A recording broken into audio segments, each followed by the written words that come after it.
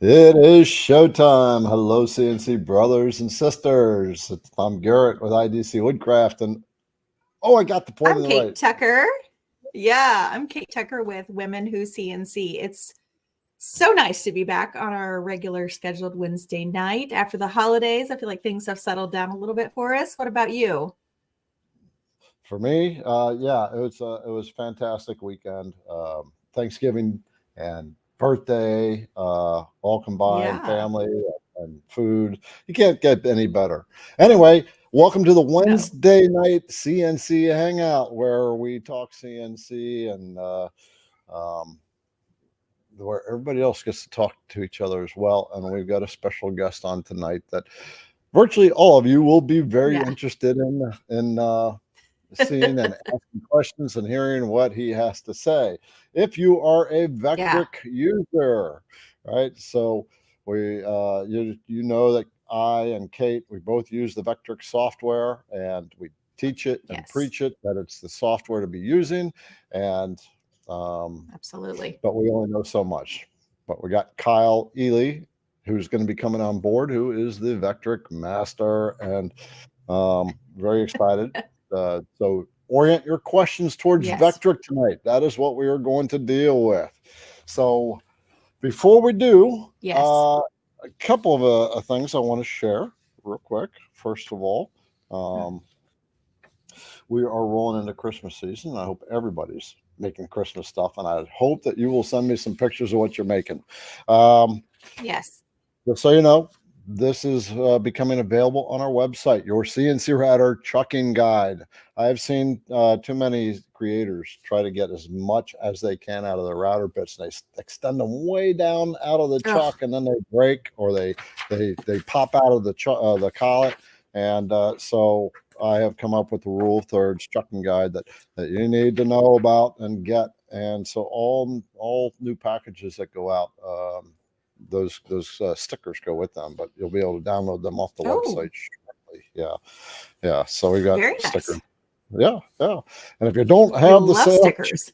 yeah, I love stickers. You should see Julianne's little notebook. Boy, she's got stickers all over. Julianne is the girl who keeps IDC Woodcraft in check. Anyway, we also got the Yes. CNC router bit setup checklist that I have finally put together, so you don't wreck or ruin a project because you missed a step.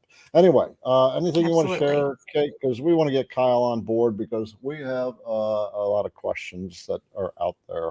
Right now there's 6, but Yeah. Julianne told me there were about 17. So get the star in there. Anything you want to Yeah. share? All right. Yeah. So just remember to get your questions in by 9 p.m. because that is when we are going to cut off the questions. We just want to make sure that we can answer as many questions as we can. Of course, if we finish all of the questions before that, we'll take a few more. But if you have Vectric questions, geared towards what Kyle is an expert in, make sure to get those in before the 9 p.m. mark. So No. other than Okay, that, let's I'm just get a excited to talk couple to him. hellos. What's that? I said, I'm just excited to have him back on board. We had such a great Yeah, response from everybody yeah, me last time. too. So, Okay, so right yeah. now we've got 280 people on board. So we are going to forego the hellos to everyone and just Yeah. say hello en masse, and bring the one and only the Vectric Master Kyle on board. And hello, Kyle. How's it going, brother? Hey, thanks for having me back on. Yeah, how was your Thanksgiving? It was great. Spending time with family. Nice to get some time off. Yeah, I Yeah. ran into Kyle. Absolutely. I agree. Yeah, totally. I ran into Kyle over the summertime at the AWFS show. And after I left, apparently Kyle was having some fun. You went and shot some firearms, took a helicopter ride, and Went ziplining too. Oh Gotta my have fun gosh. while That's you're so out. fun. right. Yeah, absolutely. So okay, well Ziplining let's is so fun. Yeah. I do want to share one thing before we get started on Kyle's questions. I saw a comment here from Ellen, who is one of our CNC sisters out there. I want to bring it on board. This is the result of just keep persisting in your CNC stuff. Kate, you want to read it since she is part of Women Who CNC? Yeah, so this is Ellen. She says, great news. I locked into a company that is expected to have work for me, basically steady. So excited. I might be a little late tonight, just securing a wood supplier for my upcoming jobs. Yay, happy Wednesday. So I will tell you just a little bit of background on this. She actually has ran into someone, oddly enough. She was talking to someone at a funeral. And oh, sorry about that. And she has a jukebox company that works with her only. He's the world's biggest karaoke part, or I'm not sorry, not karaoke, jukebox supplier. And she is remaking all of these parts. So if something's gone bad on a jukebox, he sends her this, crazy looking part, and she basically has to recreate it all. And so she is working for him, and she's the only one. So all of her parts for these jukeboxes are going all around the world. So she is super excited. Super so stoked. It's kind of an interesting, it's just, the people we meet in life, I tell you what, it's just something else. Yeah. So it's the point of this whole thing is, if you were getting into this and you want to turn it into a business, there's a couple things you have to do. Of course, invest in the equipment, make stuff, get practice, and get your name out there, get your stuff out there, let people know that what you do. There's a rule in business: advertise in one way, shape, or form. You've got to advertise yourself. If they don't know you're there, you can make the best stuff on the planet, but if they don't know you're there, you are not going to have your business. So bring your Vectric questions on, and we are going to start rocking and rolling. And Kyle, I hope you got some throat lozenges, because you can be doing most of the talking tonight, brother. I'm used to it. Don't worry. All right. Vectric questions, please. And here we go. We got a couple other. Here's one from Harold. Sorry, it's not Vectric. Am I still doing one-on-one? No, Kate is doing one-on-ones. I don't do it anymore because I am quite wrapped up in running the business. Down in the description of this video, there are plenty of links, including courses, links to Kyle's course, which we are going to talk later about. And he is currently running his Black Friday. He seems to have forgot that Black Friday was last week, and he's got it running till this coming Friday. So if you are, everybody was busy last week. Yeah. Yeah. So he's just being extra generous. He's like that. Right. If you're a Vectric user and you want to really just climb on board, we'll talk about it in a little while. But Harold, I do not do one-on-ones anymore. Kate does. She's linked down in the description of the video. You got it. All right. So were you ready to jump in here? Yep. Let's do it. Come on. Kyle's turn. All right. So let's see. Mr. Sam says, can you explain the estimated time function in VCarve desktop? It doesn't seem accurate. Yeah, that's a common issue. And it's actually designed that way, where you have to actually adjust it to your machine. So every machine is going to be different. So there's basically two things you have to change inside of your VCarve. And that's going to be your scale factor and your rapid rates. So your rapid rates are going to be a consistent number, whatever your machine is rated for. And that's the movement it travels in between carves. So as it's like done with one cut, it picks up and goes to another one. That's your rapid rate. So you can usually get that number from your machine manufacturer. And then the other number you're going to have to change is the scale factor. That number will fluctuate a little bit, especially between a 3D carve and a 2D carve. So that's one you're going to have to play around with. But basically, the way to figure that out is to run a project that you made in your VCarve, see what the estimated time is in VCarve, actually run the carve and time it. Usually your controller will keep track of the time, and then you can see the difference between the times. And inside of VCarve, you adjust that scale factor number until that time that's estimated matches the actual time. Once they match, that's your new scale factor. And like I said, that will work for the majority of your projects. And then when you do like a 3D project, it may fluctuate a little bit. So you may have to play around with that number some more. But that's the main way to fix that. Yeah, I did a very complicated 3D project. Lots of dips. I mean, lots. 3D is And hard that- to get a good time estimate for. yeah, Yeah. it was off. It was off by 6 hours. Yeah, that's a big difference. Yeah, that's a really big difference. All right, so let's see what we've got here. So we've got, oh, okay. Oh, sorry, I hopped that one in real quick. Hang on. Sorry about that. Question from Dan for Kate. Which woods or which properties of wood should I avoid when planning to do a resin fill? So I would stay away from any type of laminate or any type of ply, anything that is not solid. You really don't want to put resin into. That's just been my personal experience, just because it's really, it's a lot harder to ensure that you're not going to have leaks. So I would stay away from any type of pressed ply, laminate, stuff like that. But yeah, there's that. I would add a caution to porous woods too, like oak and ash. Maybe seal them first if you plan on using those. They're very porous and suck up that resin really good. Yeah, absolutely. Absolutely. We usually like to use sanding sealer to seal your projects. Yeah. Or a thin coat of resin. Yeah, absolutely. That's a great point. Thanks for bringing that up. Yep. All right, let's see who we have next. We've got Tony. It says, question, can you use toolpaths from Vectric in carbide motion for, is it Shipoko? Yes. Yes, you can. I actually got this question today for VCarve as well. Any machine, just about any machine can use toolpaths made from Vectric. And then carbide motion is just basically the controller software. Every controller software, you can import a G-code file from wherever you created it from. As long as that file was, the G-code file works with your machine, and that's going to be based on your post-processor that you use inside of Vectric. But to answer the question, yes, you can use Vectric toolpaths in carbide motion. All right. Thank There you. you go. What about some of the other ones? Like, what about easel? Easel, you can save a toolpath in VCarve, and then in easel, you can still send the external G code to your Xcarve machine. I used to do that a lot. I had VCarve, or I had Xcarve machines in the past. Okay. All right. Very cool. All right. So Thanks, Tony, let's for the see. question. Yeah. All right. So we've got Benny here.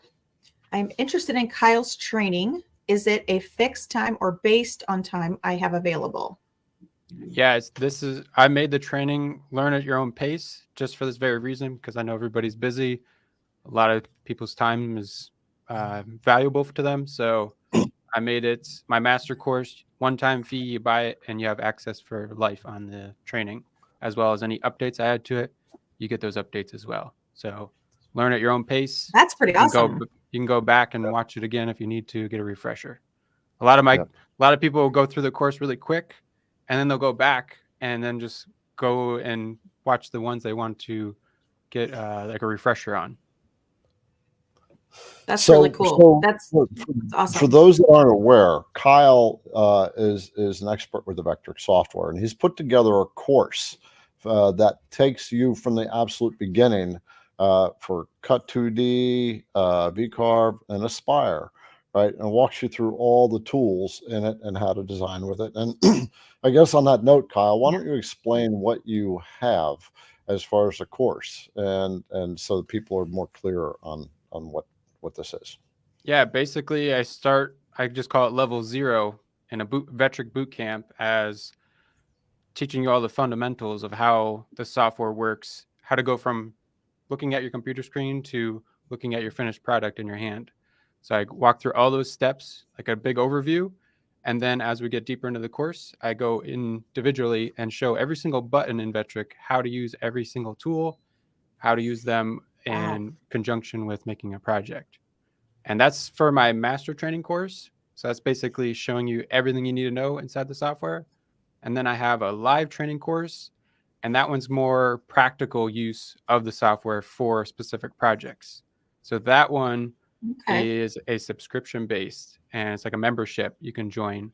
And what that does is when you join, and let's say you're working on a project you need help with, you send it to me, and I take all the requests from students, and then every week I'll just take one of those requests, do a complete project on it in a live Zoom class where everybody can join, ask questions as Oh, I'm wow. doing the whole project. And then after it's done, I save the replay. Then you can watch it as many times as you want in the replay. And then also the project files, I give those to you as well. So you get project files and lesson replays. I have over 160 in there already that are included when you join. And then on top of that, I do 2 weekly live Q&A calls, just like this one, in my private membership. So I have a private community where all my students post their questions, and then twice a week I go through every single question. I don't miss any. So every time you have a question, you just post it in there, and every week, twice a week, I go through each one of those questions and give you a complete answer, record that lesson as well, and upload that to the platform where you can watch the replay of the Q&A calls as well. And then even on top of that, we have challenges, project challenges in our community. So to get your skills, to continue your skills, it helps if you practice what you are learning. So we do monthly project challenges. We have a theme every month. Students submit their challenge project in accordance with that theme. And then we have some great prizes for all the winners. And then the students vote on their favorites. So it's very fun and active community. Wow. I'm just Yeah, like, and I And had no idea. I could show you what it looks like if anybody wants to see that. yeah, go ahead and That's- share, and we'll pop it in. That's pretty cool. All right. Let me see if I can share my Yeah, screen and here. here's one of the benefits, by the way, of getting into a subscribed community is you have a lot better quality of the community as well. So here he's going to pop you in here. Okay. So here's what it would look like if you sign up, and you could see this is the levels I was talking about, and it's all in order that you'd want to learn it in. So it takes you from the beginning all the way to the advanced stuff, anywhere from 2D designing to 3D modeling and rotary. And then we also have the live weekly training and the weekly Q&A calls. And each one of these, you'll see if you open it up, they have their own lessons in here. Like I said, they're all in order, and you can just watch them through and get a whole video there. There's comments underneath if you have more questions, and some of them have downloads that go with the videos. And then this is the live lessons I was telling you about. And these are all the student submitted projects that we go through. And you can see I have a wide variety of projects, and there's currently 168 in there. So any topic, and you'll see each one has downloads right underneath them. So you can download whatever project we worked on. You can start cutting out right away, or you can watch the replay and learn how to make it yourself. And you can see we have a lot more info on all that. And then the community, this is what that looks like. This is where we answer all your questions. So you can see we have a very active community. You post all your questions in here. We have a project share section where you can just share your projects that you're working on, give inspiration to others. And then we have challenges. These are our monthly challenges. And you can see students entering all their challenges in all the projects. I love flag projects. Wow. And these are our weekly calls. So as you can see, we have a spot where you can see all the calls coming up, and there's 3 a week. So 2 Q&A calls, Tuesdays and Thursdays, and then a live project lesson every Thursday. So very active community. Very cool. And everybody gets their questions answered. So everybody loves it. Okay. Very cool. Now, I don't want to ask a redundant question, but that was a lot of information. So I just want to try to clarify. So you have two classes Yes. or 2 different segments of sessions that you can purchase, right? Correct. There's 2 main offerings. So you have So if you want the one-time fee for the master course, that gives you all the levels, which shows you how to use everything inside the software.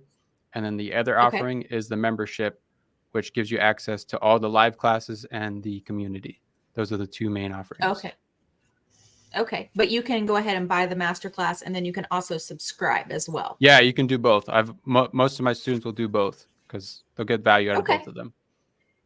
Yeah, very cool. I mean, it seems kind of silly not to do both. So, I mean, that's a ton of information, just like right at your fingertips. And like Garrett Yeah. and I preach all the time, it's knowledge is everything. I've even said it so many times. If you have a CNC, it's just a really large paperweight. If you don't take the time to invest in your knowledge to really, stretch and grow and make the investment into yourself. I mean, you're putting tools, and if you're just buying bits to break bits because you're struggling with your CNC, this is the time you need to pause and get some education, whether it's from a really great platform like Kyle's, or you just need some one-on-one help from like a particular project. You can reach out to me, or there's all these communities. So don't feel like you're alone, because there are so many opportunities for you to take advantage of. Right. Yep, I agree. So Yep. Okay. So now you know. Now you know what Kyle's got out there. He's the only one that's got a Vectric course. So, but let's dive into his knowledge, so you see what kind of stuff you can get out of it. All right, let's bring on a couple more questions here. Kate, go ahead. all right, so we've got George. Can you use some of the design on design and make, and afterwards get into trouble if you sell the projects using one of them? Yeah, design and make, when you purchase them, you'll see they have like a license agreement. They allow you to design to sell the projects, the physical products that you make with their files. You just can't sell their digital files. But just read their stipulations, just make sure. But as far as I know, that's the way it is. And I think the only thing they limit that on is if you're like mass producing large quantities, but most of us aren't doing that. Yeah. Okay. So for those you don't know, design and make is the Vectric project file side of Vectric. Yes. Where you can buy projects off of Vectric themselves. Yeah, and you can import them right into your clip art library, which is convenient.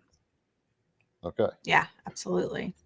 All right. So up next we have Larry. Question: talk about the molding profile. Okay, I think he's talking about the molding toolpath, I believe. Yeah, I would think so. Yeah, that's one of my favorite toolpaths, because there's almost no limit to that toolpath. You can do some amazing things with that. Anything from making molding that you're trying to match an old house or some old architecture, or you can make picture frames. You can even use that for rotary projects to make spindles. You could make, I've made all kinds of crazy things with that. But basically for that toolpath, you need two main things. First off, you need to have VCarve or Aspire to use it. Cut 2D doesn't have that toolpath, but you need two main things for that toolpath. That's going to be a side view of your profile that you're trying to cut. And then you need a drive rail, at least one drive rail. And the drive rail can be open vectors or closed vectors. So you can have a box, a circle, or just a straight line, or even a curved or lines with many points.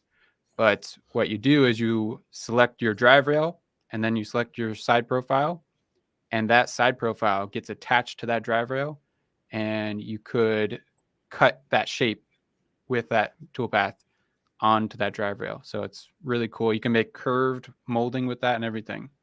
So I know Vectric has a really good video on their YouTube channel if you need more information on that. Okay. Yeah, molding toolpath. Cool. I made some very interesting molding. That actually, the contour of the molding was kind of like that. It was almost like an S shape, and then that was the shape of the molding. And then it had this kind of weird contour that it had to do. The molding toolpath is a class in and of itself, I would say. For sure. Yeah, I made this really cool curved desk with it before, and it was, people were amazed how they look. It looks really complicated, but it was actually really easy with the molding toolpath. Right. Yeah. Molding toolpaths. Yeah, we could go into it here tonight, but that would probably take up the whole hour and a half. For sure. And yeah.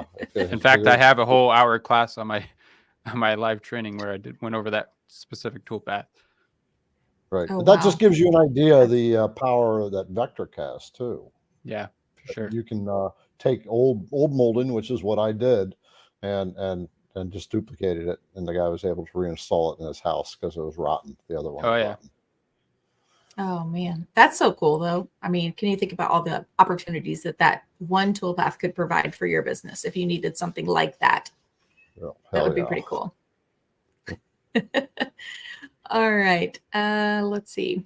So we have Scott. How useful, necessary would Aspire be with a 4th axis CNC? Yeah, so Aspire, you could do a lot of things with the 4th axis. There are some limitations. I will say that Aspire is not the best software for 4th axis, but it still can do a lot of things. So you can do any type of 3D models. You can even go to websites like for 3D printing and get 3D models off of there, and you can make complete round sculptures out of that. They don't even have to be round. There's could be full 3D sculptures. The only thing you're limited there is undercuts. So if there's any undercuts in your model, that's going to be a limitation with Aspire because it is relief-based modeling and not parametric-based modeling. So it will fill in all those undercuts. But other than that, you could still make sculptures, you can make spindles, you can make all kinds of things with the 4th axis. Kyle, will you explain the difference between Cut 2D, VCarve, and Aspire?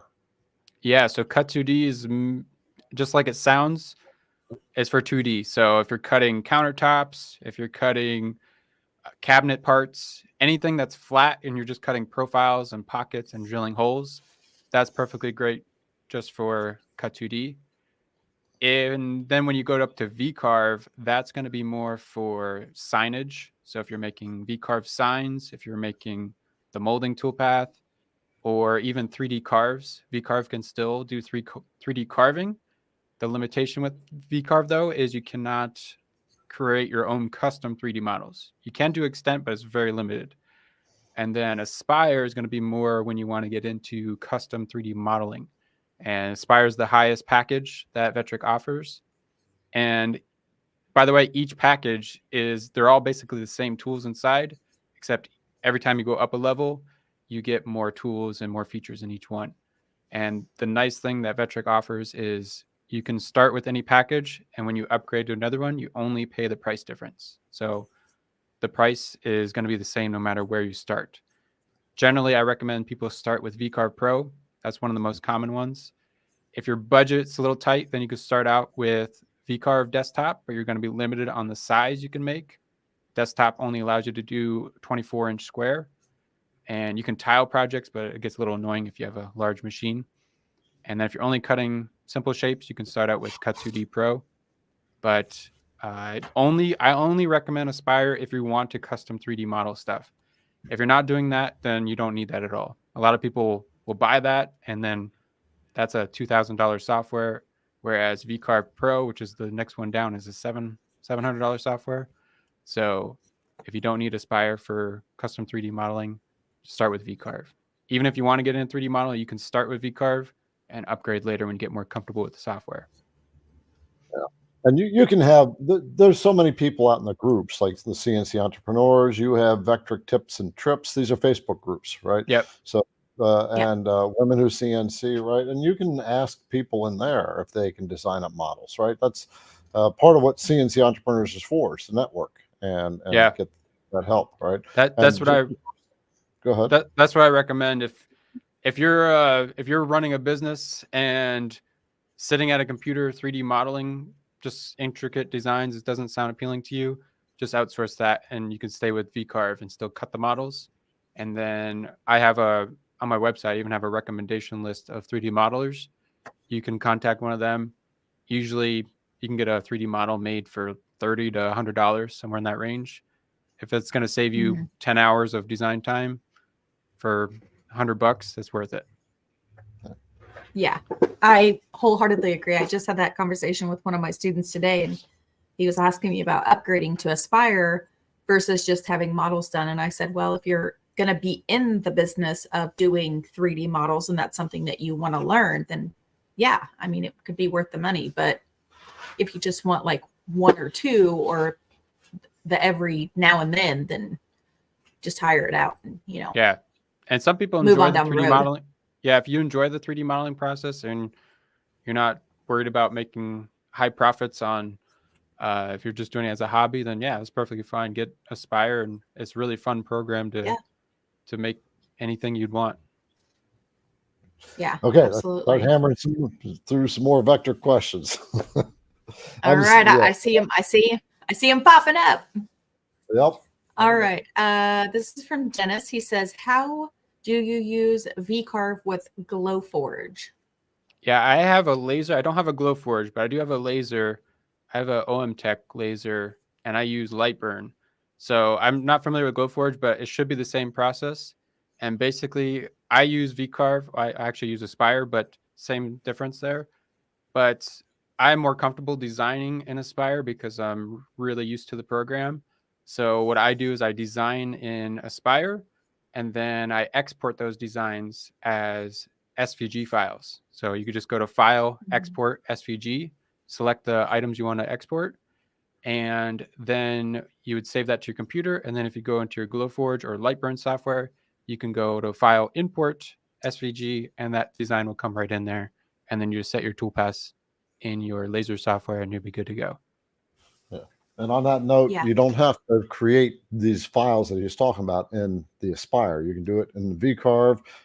Can you do it in the Cut2D as well? Yep. All Vectric platforms will allow you to export as SVGs. The only thing you can't do it with is if you're using a trial version, the free trial. Gotcha. All right. Mr. Bob says, is there a way to see the number of passes in the roughing and finishing toolpaths like there is in the profile? So I think he's meaning the roughing and finishing 3D. Yeah. So only the roughing toolpath makes multiple passes. The 3D finish toolpath never makes more than one pass. That's always one full pass, full depth, right to the surface of your model. But for the roughing, Vectric does not provide that number of how many passes it takes. But if you go to your toolpath settings and go to your tool database, and where it says depth per pass, let's say you're cutting 1 inch deep and you set it to 1/4 inch, you can just divide the total depth by the depth per pass. That should give you around 4 passes for that example. That's the only way really to figure out how many passes you're going for the roughing. Unfortunately, they don't give you that number. Yeah, can you, while we're on this subject, would you mind elaborating on the Z level for the roughing, the Z level, and is it 3D raster? Yes. Yeah. You're talking about the different strategies. So there's a Z level strategy for the 3D roughing toolpath and 3D raster. So 3D raster, that one's a more common one. That's when you're just cutting in one direction, going back and forth. And you could set the angle. So you can go 0 degrees will go left to right, 90 will go top to bottom in the y-axis, and then you can go any angle in between. That one is really handy, especially if you want to cut with the grain or against the grain, depending on your material. And then the Z level, that one's more like pockets. So basically, if you have like a 3D dome, it'll like pocket around it and make it in multiple passes. And it's basically like doing a pocket, then going to the next level, doing a pocket, and then going down and just doing a bunch of pocket passes. That one is generally a little bit quicker, and that one gives you a little bit more options as well in the settings. Yeah, I was going to say one I normally use, but that came up in a session, and I was like, I need to look into that. So thank you for that. Thank you. Yeah, and they have 2 options. I have noticed. Yeah, they have 2 options in the Z level. It's depth first, or I think the other one's called Z level, or by level, I think it's called. And basically, that's if you have multiple 3D objects. Level by level will do, trying to remember here. So depth first, I think one of them will do just one part at a time, and then one of them will do all the parts together. And then it'll just do a pass on each one, go back, do a pass on another one, and kind of work your whole project. But you can calculate both of them inside the software, and you can look at the estimated time and see which one you like for the amount of time it's going to take. Okay. Very cool. Very cool. Well, thank you for elaborating on that. In the 3D tool roughing toolpath, what would you say are the contingencies of using one method over the other? I would say use the raster if you're worried about the direction of your cut. So, for example, if you have a piece of hardwood that you're trying to cut with the grain, sometimes it cuts better with the grain. Sometimes it cuts better against the grain. Normally it goes with the grain, but if it's like a wood that splits easily, like oak or something, sometimes that's not the best option. Sometimes it's better to go against. But that's when I would use the raster. If the direction of cut is important. If the speed of the cut is more important to you, then go with the Z level. That one's usually a little bit quicker. Very cool.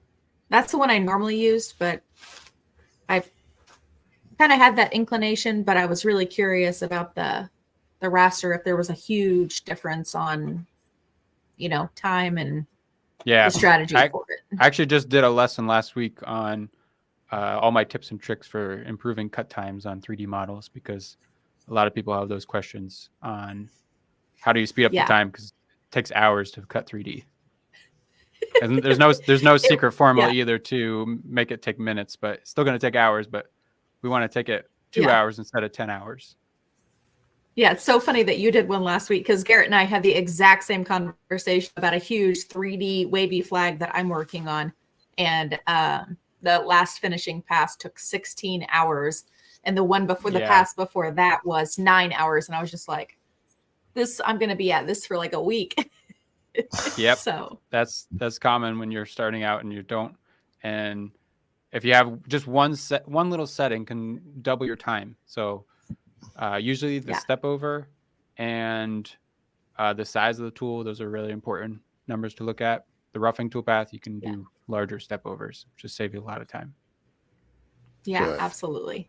All right, cool. Just real quick for those who have popped in late to our Wednesday night CNC hangout, we have a special guest, Kyle Ely, on tonight, and Kyle is he's a master Vectric guy. He's been doing Vectric for what, 10, 15 years? Close to it, almost 15. Yeah. Okay, and so Kyle actually has a course out called Learn Your CNC, or that's his website, learnyourcnc.com. And he has a training course that walks you all the way through the Vectric software.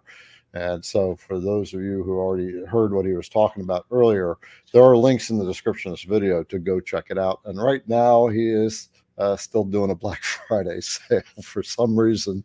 So if you want to jump on board, I would do that now. At least check it out.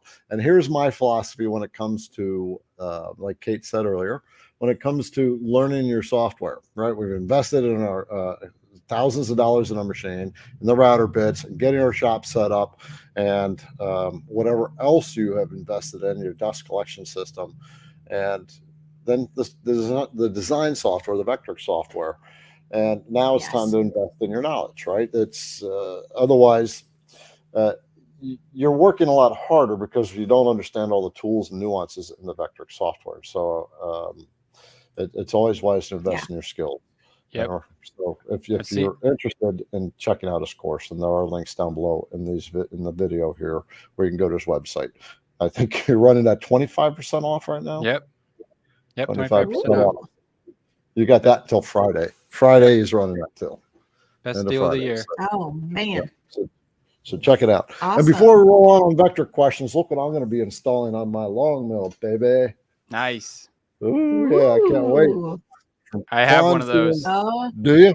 Yeah, I have two of those actually. They're really good. Got that from Pawn CNC. Yeah, PWN CNC. They've developed plug-and-play systems for the benchtop machines, and so I got them linked down below too. If you want to check it out, if you want to upgrade and get away from that screaming trim router, and then you might want to check it out. So, I got the air cooled and the water cooled. I tried them both out.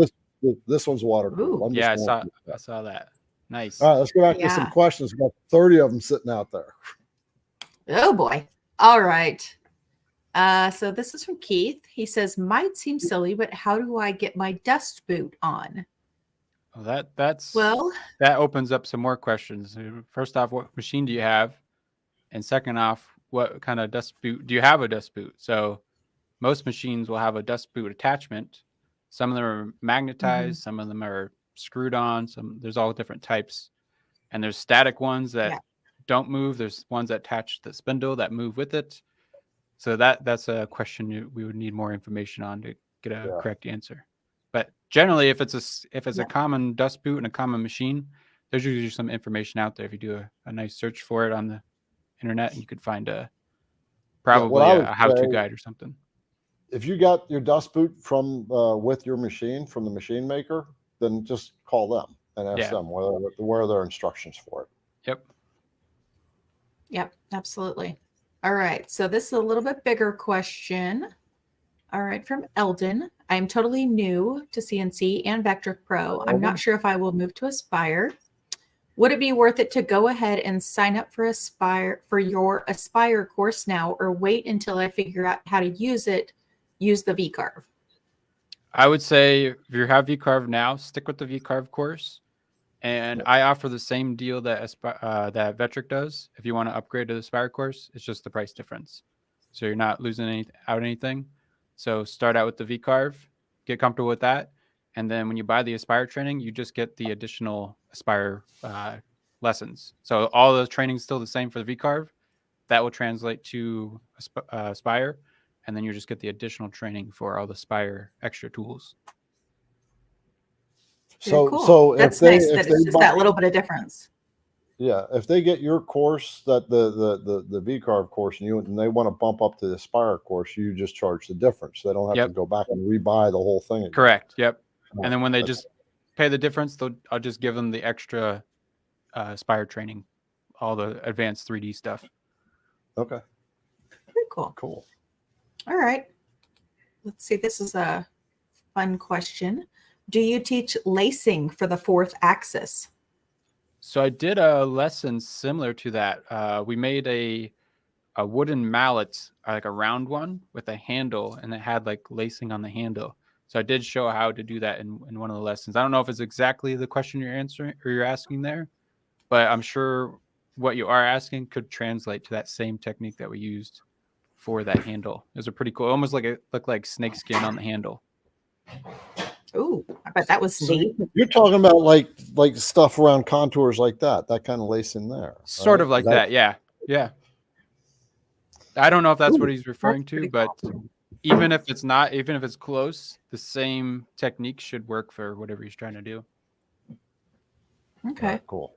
And that's something you might probably need Aspire for. Okay. So we've got a question here from Andy. It says, I need to make a casket. What would be the best corner detail? A box joint? Okay, it could be, you could use box joints or dovetails, or you have a CNC, you can make some fancy custom joints.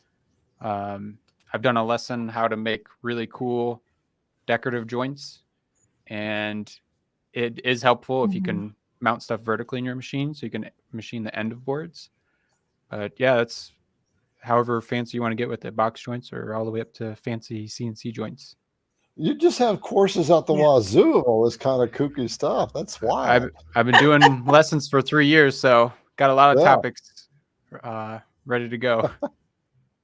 Oh my gosh. Okay, Kyle, can I say something that just there's this young kid on Instagram, and I believe it's Evan's Workshop. I don't know if you've ever seen him. I'm familiar with him. He's this really young kid, and he does all this like crazy woodworking and stuff like that. And I just see him like becoming like this master carpenter, when he's like 18 or something crazy, because he's been doing this for years. Yep. So I started if you woodworking haven't, when I was 12, I started woodworking.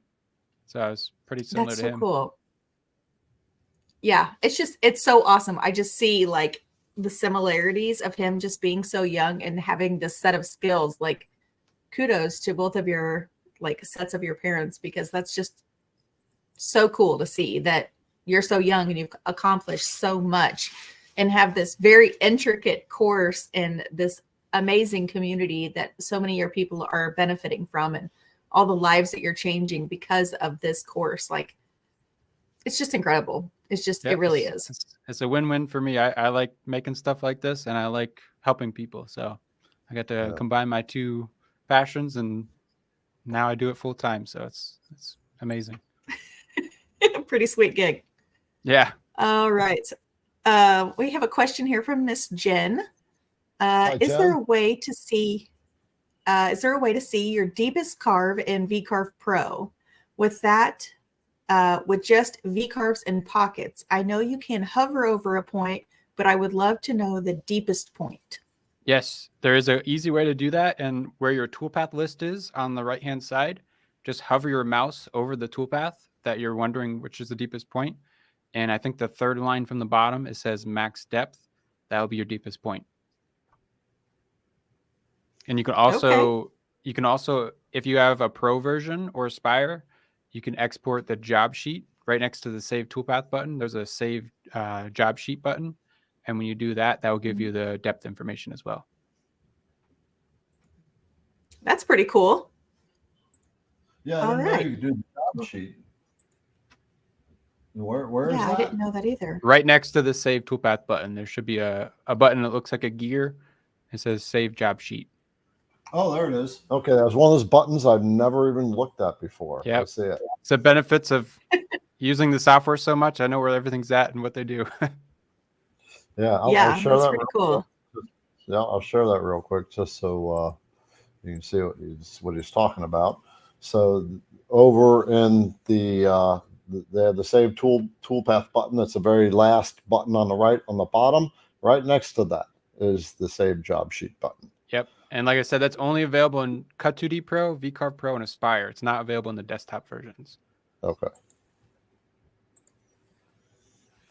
That's kind of a cool little effect to do. All right. Well, let's move on to the next question. Darren is asking, is there an automatic tool changer for the long mill? If so, is it difficult to install? Might be a better question for Garrett. Yeah, that's a question for me. Currently, there's not an automatic tool changer for the long mill.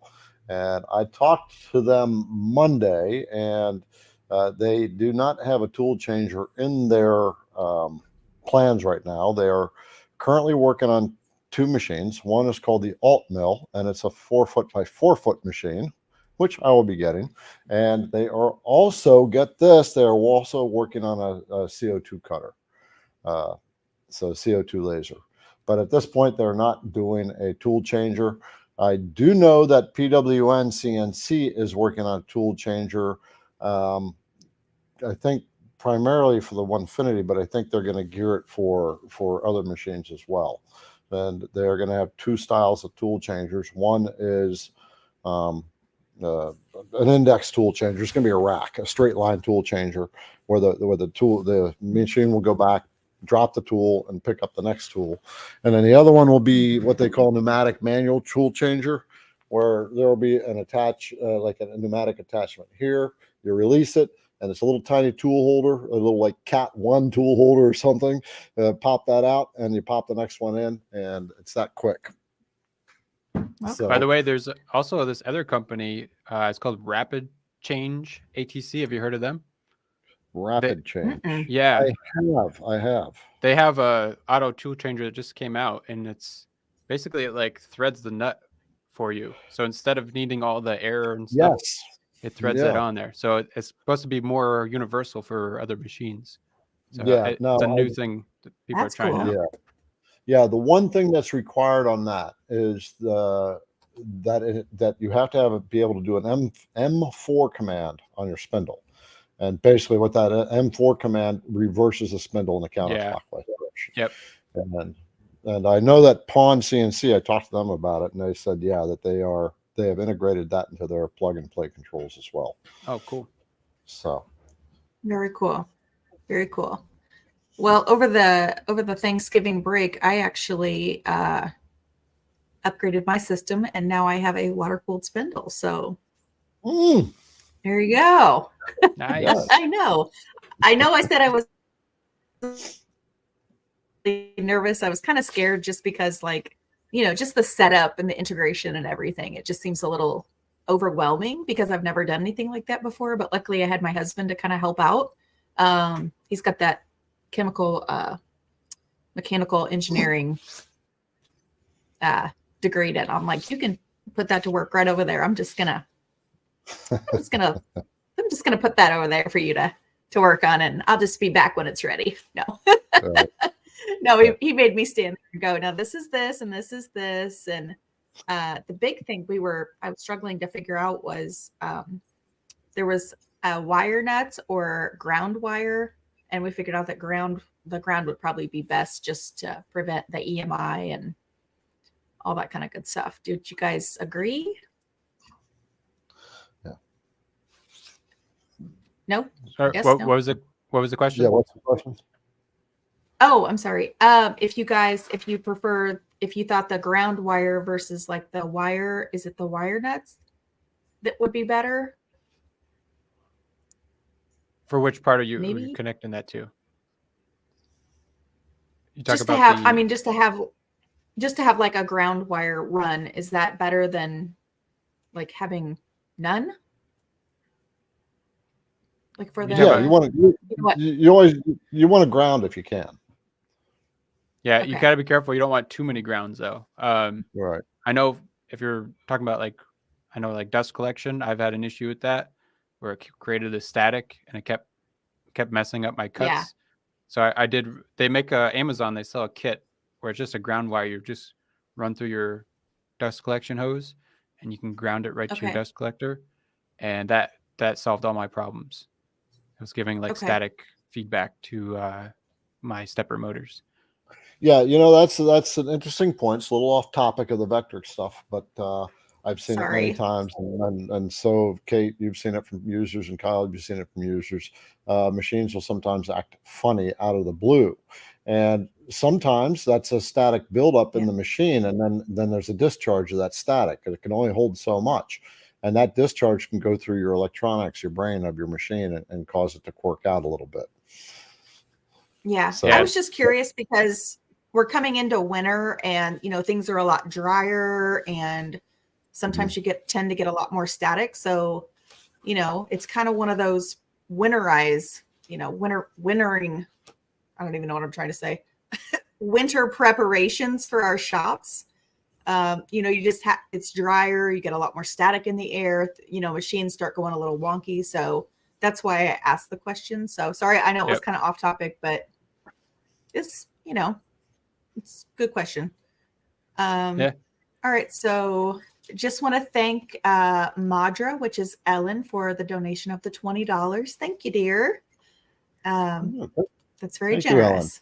Yeah. So what she did is down just under the YouTube video, there's a little money sign. It's where you can give what they call a super sticker, and that basically it's just a contribution for what we're doing here for the three of us helping you.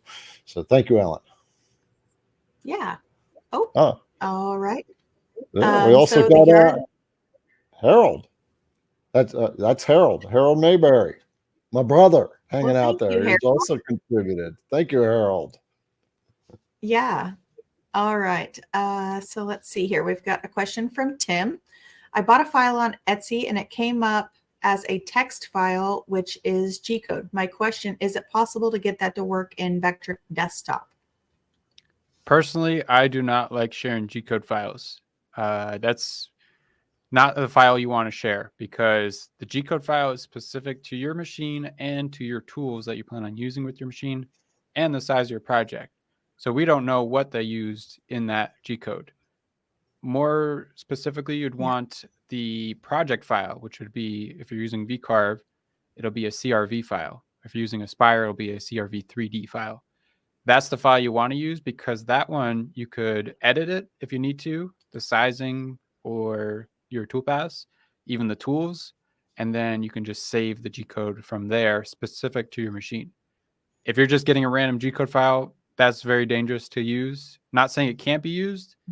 It may be able to be used, but I wouldn't trust it. Yeah. Let me explain to you why that can be an issue. For like benchtop machines, often it's not, but every machine has certain codes that it needs to have in order to know what to do, set up its parameters in the brain. But there are also G codes and M codes. M codes are plugged inside of G codes that can be a little more complex or more. I'm not quite sure how to say it. They're just codes that tell the machines to do things that our machines are not necessarily designed to do. And if as your control is reading through that code and it comes across it, it doesn't know what to do with it, and you stop right there. It comes up with an error and it says it doesn't know what to do with that code. Right. It can also cause your machine to go in places that you don't want it to go if it's got the wrong kind of code in it. Yeah. There's another work offset codes could be applied in that, and you've set yourself on what they call G54 work offset, and that one could have a G59 in it. All right, and that's going to a completely different place. Yeah. So in recap, for the type of files you'd want to buy, if you're using vcarve, you'd get a CRV file. That's the project file. However, if you have an older version, you may not be able to open a newer version file. So you need to have a version above the file that it was saved in. If you just want to use like a standard file, look for SVG files or other type of graphic type files. Or if you're doing a 3D file, look for STL files. Those would be the three main types you'd want to buy. Don't if they're just selling a G-code file, I would stay away from that. Yeah. All right. Let's see here. We have a question from George. How do I fix the ridges that keep showing up in my projects? Yeah, that would be helpful if we had a picture or a file to look at to see what actually you're talking about for ridges. I know sometimes with 3D models, sometimes you'll see like little bumps around the edges or something. Usually that can be fixed just by changing the combine modes of the models. Usually we're switching them to merge, and you might have to play around with the height settings on them, but that will fix those little ridges if they're getting something on the edge. If it's something in your toolpath, like bumps in it, it could be, you might have to adjust your step over. So I'm not sure exactly what he's referring to there, but there's a... Yeah, one of the other ones that I actually created a video on this is when you're getting the deeper cuts around the letters after it's been carving out a big pocket, and you're profiling around the letters, and now the letters have like deeper lines around them. Yeah. And that is more of a mechanical issue that has to do with pressure that's being applied to the router bit. Yep. Julian, if you will find that the video, the science of down bits, and just put that link in here for them, in case that's what you're looking for. Yeah. That'll cause it. The pressure of your bits will cause it relative to how much material it's trying to remove at one time. Yeah. Yeah. And a lot of times you can get away with that. You can fix that by just taking a thin layer at the bottom when you get to the bottom of the cut. Set your last pass to be really thin. That applies the least amount of pressure to your tool, and you get more even and consistent cuts that way. You got it. All right. Well, thank you, George, for the question. All right. We have Rich. Please ask how to put an array of holes to put on a curve. Crib boards. Also, can you also put an imported bitmap on a curve as well? Thanks. Okay. As far as the holes, so if it's a circle, you can use what's called the circular copy tool. That's at the bottom of the tools on the left-hand side in Vectric. And that's in all the Vectric platforms. Basically, you draw one circle and then set how many copies you want. And then you could set your spacing or total angle, and it'll copy all those in a circle. You have to just set your pivot point in the middle of your piece. If it's like a curve that's not a circle, then what you could do is draw your curve first where you want the holes to be. And then you don't even have to draw a circle. You can select that curve, go to the tool that's next to the circular copy tool. That one's called, it's called copy along a curve, something like that. Select that, and there you can set a circle size and a number of circles and the spacing and everything, and that will just copy those onto that curve, and it will be whatever diameter circle you want. And if you need multiple rows, just make offsets of those copies. So you are talking about down at the bottom over here. Yep. So the third one is the circular copy. The fourth one is the copy along a curve. Yep, that one. So if you drew a curve first, you could use that fourth one there and make your circular copies. You'll just need a Okay. vector first before you use that. Okay. Do you have a video on that of doing the crib board holes? Yeah, I have Like, several cribbage board examples in my course. okay. And his other question about the bitmap along a curve, you could distort some objects, but I don't think you can distort an image. It depends on what you're trying to do there. If it was a vector, you can distort it along the curve using the distort tool, and you can also distort 3D models if you have a spire. But as far as bitmaps, I don't think you can. What you can do though is you can trace the bitmap as you want, and once you have those vectors, then can you apply the vectors to the curve? Yes. I know you do the text, but can you do that with vectors? Yep, distort tool you can do that with. Okay, there you go. There's a little cheat. Okay. Very cool. Yeah, I love little cheats. Those are my favorite.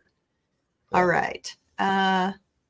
We have David using Hi, David. alignment tool with an open vector. When selecting inside, outside, edge, or center, where is the first object going in relation to that open vector? It would be the outermost bounding part of the vector.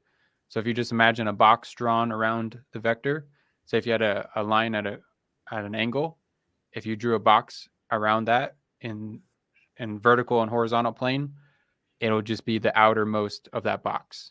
So whenever you have an open vector, just imagine a box around it. And that's where it's going to be moving the object in relation to that vector.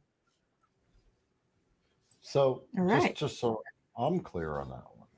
All right. So we have an open here. We'll do an open vector. We'll do a line. Okay, from here to here. Okay. Yep. And now I'm double clicking that, and that's the box that's created. Yep. You see all those white dots? That's your bounding box. So that's where it will be referencing from if you use the alignment tool. Okay. So if I drew another one and I wanted to align that based on the first one, right? So Yep.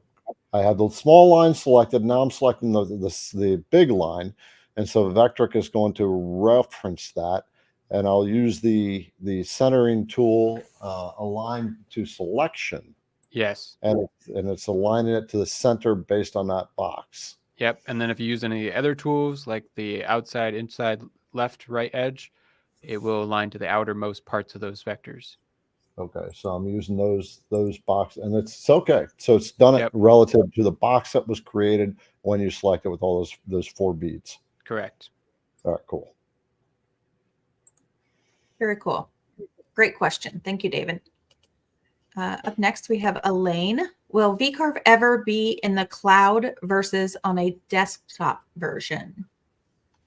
So far, not yet, but I know the tool database, in the recent update they did, they have where you could save your tool database on the cloud. They had that before, but now it's even better where you can actually share your tool database with others. And then, for example, like Garrett could create his whole tool database for all of his tools. And if anything ever changes, once he makes a change on his and saves it back to the cloud, anybody that he shared that link with would get that update instantly, as long as they're connected to the internet. Oh, well, you'll have to teach me about that on the side, Kyle, because I do have the Vectric database, and it is that'd be perfect for you. Anytime you add a new tool, it just updates. You don't have to send the download to everybody again. As long as they have that link, it'll automatically update to their software. So every time you add a new collection to your website, you can just add them right into that tool database, and they'll get them instantly. Okay. Yeah, on the IDC website, at the top menu, there is a thing, download database. So if you have Vectric, if you have Carveco, Carbide Create, or Fusion 360, you can get the databases for all the IDC Woodcraft router bits there for free. Yeah, as far as the software itself, I have no idea if Vectric plans on doing it web or cloud based, but I don't know. I kind of like having a download on your computer and not being reliant on the internet. Yeah, me too. I think most of us do. Yeah. Also, IDC Woodcraft has the router bit app too. So it's the only router bit app that's out there for at least it's got all the basic feeds and speeds and router bit information that you need. So that's available for free on Apple and Android. just go to your stores and look IDC Woodcraft. They're linked down below in the description as well. Nice. So Yep. you can get that on your phone. It's right there. That's pretty handy to know. Thanks for sharing that tip, Kyle. That'll make a big difference for a lot of people. Yeah. By the way, I'll Garrett, be talking to Kyle about that one tomorrow. Garrett just reminded me that I have a mobile app for my training as well. So anybody on the go, you can cool. access the community and all the training right from your phone. Oh, that's so smart. That's so cool. Yeah, absolutely. Yeah, absolutely. Yeah, so when you're driving to work, right, instead of listening to music, you can watch this training course while you're driving. Nice. No, boy, that could be dangerous. I don't think you want to do that. Yeah. Right. That's more for like if you're in your shop and you want to take your phone with you and watch it while you're watching your machine. Right. Yeah, there you go. There you go. So Kyle, here's a good question for you. Elaine is asking, how much is Kyle's course? Yeah, so Garrett has the links right in the description. The master course, it's on sale right now, 25% off. That one is the one-time fee. So that's a lifetime. The other one, which is the membership, that's a subscription. Currently, that's at $19.99 a month, but we do have the 25% off of the annual plan if you want to try that one out. The annual plan, you save, I think it ends up being like $15.99 a month or something like that. Oh, cool. I mean, worth every penny. All the information that you showed, I was just sitting here going, wow. Yeah. That's incredible. You got 2 days to take advantage of it. 25% off. Friday at the end of the day, it's the last day of the sale, midnight. Yep.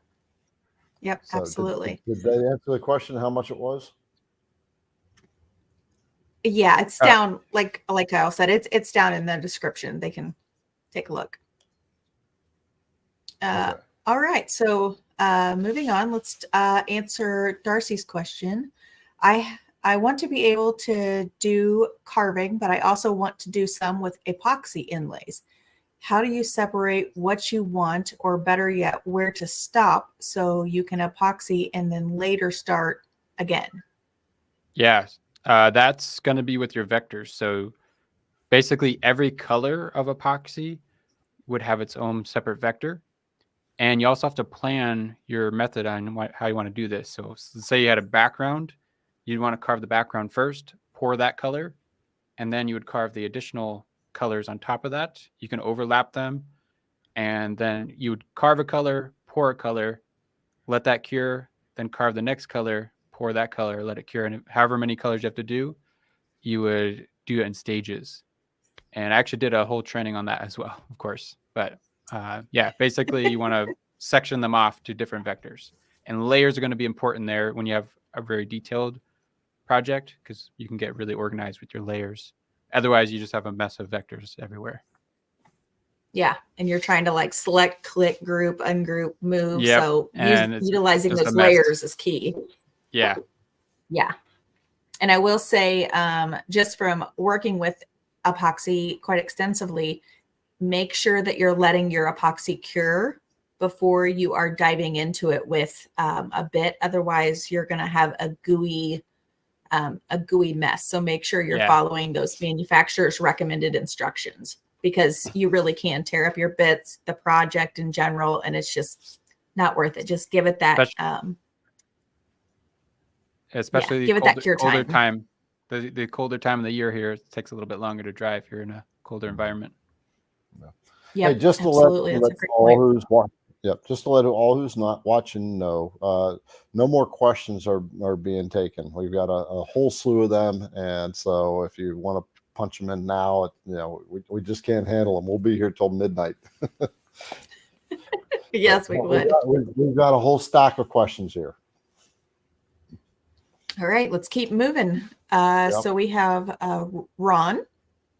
Is it better to design a project in Adobe Illustrator and then bring it into VCarve, or design directly in VCarve? So it depends on what you're most comfortable with. If you've been using Adobe Illustrator for 10 years and you love that software and it's easy for you, go ahead, do that. And then you can export it either as an AI file or a SVG file, and then import it directly into VCarve. You may have to clean some stuff up. Just make sure all your vectors are closed and you don't have anything open anywhere. But if you are comfortable with VCarve, VCarve is more than capable to do the whole thing. So I actually do the opposite sometimes. I use Adobe Illustrator for some graphics, and I'm more comfortable in VCarve or Aspire. I'll design my graphics in there, then take them to Adobe and just add some color to them. So it all depends on what you're comfortable with. Great answer. All right. So we have Eldon. When I sign up for the Bootcamp Master Course, do I also have access to the community for asking and answering questions? So yeah, the master course is its own thing. The community and all the live lessons, that's the membership. Because we do that every week and it's an active community and it's always new stuff in there. That's why it's the membership. So you can still ask questions in the master course in the comments of the videos. But as far as the weekly calls and everything, that's all in the membership option. And that's, like I said, Garrett has those linked down below. That will be the live class. Okay. Very good. All right. Dennis, I have a specific question regarding VCarve. How easy is it to find a specific video in your course to answer my specific question? Is there a content index in the videos? Yeah, so all my classes have a search bar. You can search, and I have keywords in all the lessons. So it's pretty easy to find lessons on something specific. But if it's like something like a weird situation you're having, that's going to be more likely you want to ask that question in our community. And like I said, I do 2 weekly calls a week. Even if I already have a lesson for that, you couldn't find it, I would see your question and I would say, oh, just watch this video. Or if I don't have a video on it, I'll just show you right away on the screen how to fix that issue. Very cool. Hey, I'd like to pop a different statement out here real quick. Yeah. Yeah, so it's from Ron. And he said, hi, everyone. Ron from Michigan. He's an industrial arts woodshop teacher. He bought Kyle's course last year. He said it's a great product, and he has used it to help teach over 100 students run their CNC. So that's awesome. Yeah. So just another little feather in your hat there, Kyle. Just wanted to throw that out there. Nice, Ronald. Thank you. Yeah, that's fantastic. I told you, you're changing lives. You're changing lives. All of these, it's just awesome. I just love it. You know so everyone who's watching, you know that Kyle has a course and to teach Vectric. And for those of you who have been taking his courses, maybe state like Ron did there, you know, what is your take on it and how has it helped you? In my school of thought, we always invest in ourselves, right? And the best thing you can invest in is knowledge. CNC machines will not carve themselves. We need to have the skills to actually make it happen, right? And so investing in everything else, ultimately, we need to invest in our knowledge if we're going to really make some really cool stuff and make the best use of the software. Yeah, that's how I got started with this. I was in the Facebook groups just answering questions, and it's like, I just seen this question a month ago, and it's just like all the questions, everybody had the same ones, but every time somebody would start, they had the same questions that the guy a couple months ago had. So I was like, wait a minute, why don't I just make training where all these questions are answered and you can just refer back to them if needed. So that's kind of how this all started. Yeah, and rest assured, every question that you have in your designing, 100 people, 100 other people have asked that at least, right? Yep. That's a minimum. Yeah. Right? I always get the questions like, oh, this is a weird question, or you probably never heard this one before. And usually I've heard it in some way or another. Pretty much the same thing, just a little bit different, maybe. That's how I make videos. I keep seeing them coming up. Okay, let's get to the next question. Yep. All right. So we have Bob up next. Kyle, what time are the live classes held? Yeah, so typically our Q&A calls are held Tuesdays and Thursdays at noon Eastern. And then the live project lessons are Thursday nights at 7 p.m. Eastern. And like I said, those are all recorded. So even if you can't make it live, there's no big deal. You could watch the recording. And I upload the recording within 24-hour period. All right. Let's see. So we have another question about the course. It's from Eldon. Do you offer a bundle deal and or any military discounts on doing both courses at once? Yeah, so if you sign up for the master course first, there is a deal on the next page of that for the membership. So you can get advantage of that deal there. I do offer a military discount, but it cannot be combined with the Black Friday deal. So if you're getting it outside of the Black Friday deal, just send an email to support@learnyourcnc.com and we can get you that military discount. All right. That's pretty awesome. Makes it even more. You just go do it. All right. So we have. I will say the Black Friday deal is better though. So if you want to get on that, it's a good time to get it. Yeah. All right. Let's see. We have David G. Would it be good to take your course before you have a CNC machine or wait until you have one? New to this and doing research. So if you're serious about getting a machine, and the nice thing about this, you can learn the entire Vectric platform before you have a machine and before you even purchase Vectric. And that's because if you go to Vectric's website, you can download a free trial, and they have an unlimited free trial where you can use the software as much as you want. Your only limitations is you cannot export your projects and you cannot save the G code. So if you don't have a machine, it doesn't matter anyways, but you can learn how to use every single feature in the software before you even buy it. So if that's something you're serious about, you could get the training, get the software for the free trial. You can wait on your machine, see if you like the software, see if you like designing things, and see if you think that's going to be something you want to do. Then when you're ready, buy your machine, pay for the software, and you're ready to go when your machine gets there. A lot of people will order a machine, and while they're waiting for the machine to be delivered, they're learning the software. So when the machine arrives, they're ready to start cutting right away. Otherwise, you get the machine and it just sits there and it just becomes a workbench. So you don't want that. Yeah. That's what Kate keeps preaching every time. She says, just get the software, start learning it while you're waiting for your machine. Yes, definitely.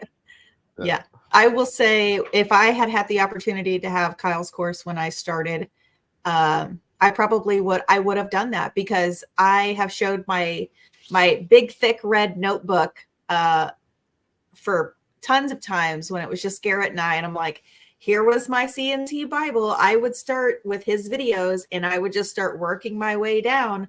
And I was like feverishly writing down shortcuts and what was a polyline and how to put it on an angle, or, bitmaps and all the different things, and just started making all these notes. And then I was reviewing them. And then I just had to make time. It has to be a priority. It's just like anything else. It has to have its pecking order in your life, but it's a commitment. And that's what you have to remember about CNCing. It's not something, not for me anyway. It wouldn't be something that I could just start and like walk away for 2 or 3 months and then try to come back. It's the repetition of doing it is what's really going to make you proficient. Yep. And then working through your knowledge every day. I would work, like an hour in the morning if I had time, or an hour in the evening, and just sit down and watch a video, put headphones on, and just really focus on it. And that's what got me to the point where I am now. Just really that consistency is key. Yeah. I compare it to, you're trying to be a bodybuilder, you're working out every day. And if you take a month break, you're going to lose all your progress. So even if you spend 10 minutes a day, do a couple reps, practicing with the software, practicing with your machine, that knowledge is going to stick. But once you take an extended break, a lot of times you'll forget. Same thing if you're learning a language or something. You got to do the reps every day, or at least every other day or something. Yeah. I couldn't agree more. All right, let's see. Well, we have Chuck up next. I have a Shapeoko 4XL. I use G-Sender and V-Carve. What TouchPro block can be used with that? Yeah, G-Sender, I don't think it really matters too much. There's a lot of different probes you can use. Yeah. With G-Sender, you can probe X, you can probe Y, you can probe Z, X, Y, Z, X, Y. but they've got the corner probe here. Yeah, And that's what I so use. they sit in the corner. They got that, and then they've got the auto probe, which you can probe V-bits with as well. And that's a function in G-Center in the probing cycle. I'll get the auto probe. Wait. Okay, he's talking about the X and Y for the Z or for the V bits. You can still zero the V bits on those. Yeah, so because probes, V-bits only the Z axis. Because V-bits have that taper that you can't necessarily, you have to probe with one bit and then swap it out. Yeah. And so this is the auto probe. All right. Yeah, And I this saw got that. it's got an angled base in it. And if you select the auto probe in the G Center, then you can do V bits as well as regular bits. Nice. It's very cool. Very cool. Julian, put the link for Longmill's website for me in the comments. And if you want to get that, then just do a search for auto probe on their website. That works with G Center. It doesn't work with any other control software. That's good to know. All right. Up next is Dan. I've got Garrett's rounding bit set coming in tomorrow. Can Kyle give me any tips for how best to set up tool paths for them in Vectric? Rounding bits, is he talking So about Kyle, ball just nose? so you know, just so you know, Kyle, it's pointed roundover. Oh, pointed roundover. Okay, yeah. So it depends on what you're making. So pointed roundovers you can use just for overing the edges of a sign or something. Just keep in mind when you have a pointed roundover, usually they have a little flat tip on them. You have to offset your vector a little bit so you don't get that flat edge around your project if you're just doing a roundover. And that can be done with a profile toolpath. So you would take your profile of your sign, offset it half of the diameter of that flat tip, and then set a profile toolpath to cut on the line of that offsetted line. And the depth will be the radius of the pointed roundover. That will give you a nice rounded over edge. And if you want to do more things with that tool, you can do beaded panels. So you can cut straight lines with them, and you just offset the lines, and that makes like a beaded panel. That's popular with that kind of tool. And I don't know, there's all kinds of things you can do with that tool. A lot of creative stuff you can get with that. I love using mine. It's really a fun tool to work with. I like to use it on plaques and things like that for, like my kids are both big soccer players. And so like just using that edge rounding bit makes my life a little bit easier. I don't have to sit and do all of that roundover work, with the router and have stuff running everywhere. I'm like, change the tool, go cut them all, done. Yep. While you're doing something else. So the reason that IDC only has the pointed roundover is because you can profile right on the line. You'll still get a little tiny mark at the bottom, but there's some roundover bits that are flat tipped, and you have to offset those in order to get the rounding that you want. Yep. Yeah. And then you can also do That's a V-bit. great Question. You could do that same toolpath with a V-bit, and that'll give you a chamfered edge. Yeah. That's always a cool thing you can do with the two different bits there. Yeah, absolutely. I love doing all this stuff. It's so fun. All right, so we have Wayne up next. I have Vectric VCarve Pro 11.016. I want to upgrade to 11.554, but it signed me out, and now I can't sign back in with my last password. What do I do now? Yeah, your best thing, just contact Vectric, support@vectric.com. They should be able to help you with your login to your Vectric portal account. That'll probably be your best bet. Make sure you give them or send it from the email that you signed up to Vectric with. Yeah. Yeah. Yeah, they'll be the best ones to help with that. Okay. All right.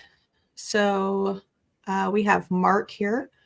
Why would my VCarve toolpath cause the Z-axis to gradually ramp down into the wood surface as it's traveling up to the first toolpath carve? Let's see. Gradually ramp down the wood surface as it's traveling up to the first toolpath carve. Sounds there like is there a ramping function there? for V-carve toolpath, usually it will just go right to the spot it's going to start and drop down. There's usually not a ramp with the V-carve. It sounds like almost his Z-axis is dropping slowly as it's moving. I don't know. It could be There is a ramp. It says ramp plunge moves. It does that have a would ramp. that would only be for the large clearance tool. So there's like a extra tool you can add in there for basically clearing out for your flat depth. That's the only ramp that you can do. You can't do a ramp with the V-bit itself. That's right. It's not letting me. It's all grayed out because I don't have anything in the clearance tools. Yeah, exactly. So I'm not sure exactly what's going on there. Sounds like I would look into your machine and see if maybe something's loose, or I don't know if something's wrong with your Z-axis. The way it's dropping down like that, it shouldn't be. Could be something wrong with your post processor or your G code too as well. So try different toolpaths. You kind of just do a process of elimination. If it does it with other toolpaths, then it's probably your machine or your post processor. All right. Let's go to JJ. Profiles have a last pass option for cleanup. Is there a similar option or method to clean up vertical walls for pockets?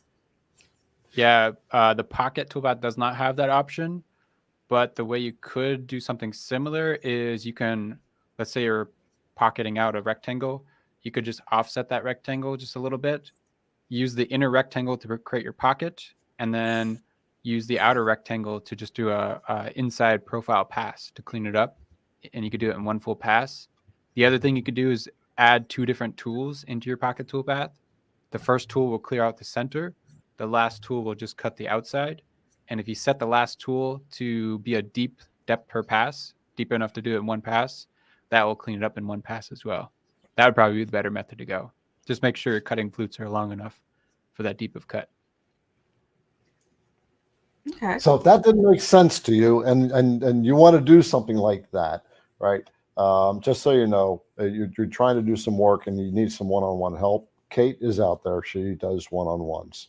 And Kyle, do you do one-on-one? Yeah, I do. My website, there's a one-on-one training as well. Okay. So you got one-on-one with these two guys. I used to, but I've stopped. So. Yep, and I teach SketchUp software too. If you need help with SketchUp. Oh, wow. Okay. I've actually used. Fun fact: I've used SketchUp longer than I've used Vectric. That's what I started out with. The things you learn. I know Vectric better because I've used it more often. All right. Well, let's keep plowing through some of these questions here. We still got 21 questions. I have VCarve Pro, but have bought files done in Aspire, but they won't load in Pro. The files are shown as 3DD CRV. Yeah, that's going to be a limitation there. You cannot open Aspire files in Cut2D or VCarve. So whoever sold the files, they would have to export. If it's a 3D design, they would have to export it as a STL file, which you can do with Aspire. And then you could upload the STL file into your VCarve software. There is no way to open up the Aspire files into VCarve. Also in Aspire, you can do file save as, and there's an option to save as a VCarve file. The only thing is when you do that, anything that's 3D in your file will get erased. It will only save the 2D stuff and your toolpaths. All right. Well, that's a good answer to a long question. All right, so we have James here. I ordered the extended bit off of Amazon. Can I do a will call to pick the order up? I am just across the river. I'll save y'all some shipping. So he's asking Julie Ann, which is Garrett's. I must accidentally click that. I must accidentally click that one. Anyway, no, if it's ordered off of Amazon, it's being shipped from Amazon. So we have inventory in Amazon. So we're not doing what they call FBM, which is fulfillment by merchant. There's two ways Amazon works. There's fulfillment by merchant and there's fulfillment by Amazon. All right. And fulfillment by merchant is you order through Amazon and it ships from us. We don't do that with the Amazon. So we fulfillment by Amazon. We ship product out to them. It's in their warehouse and they ship it to you.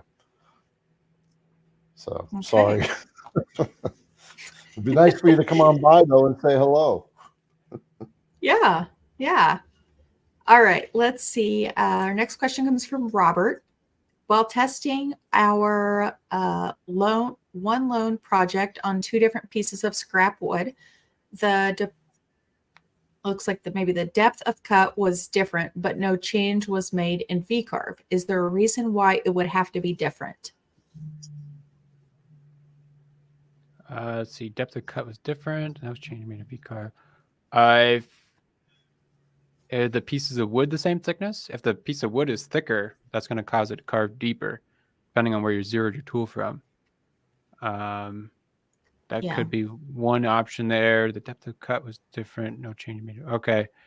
Yeah, that's either your zero was off or the material was thicker, one than over the other.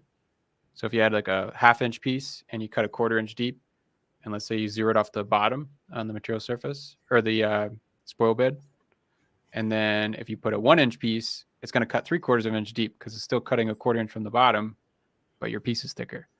So that could possibly be the reason. Yeah. I don't know. And even if you're using milled lumber, right? Milled lumber from the store, it varies in thickness. So that could be part of it too. The other thing could be a mechanical issue with your machine.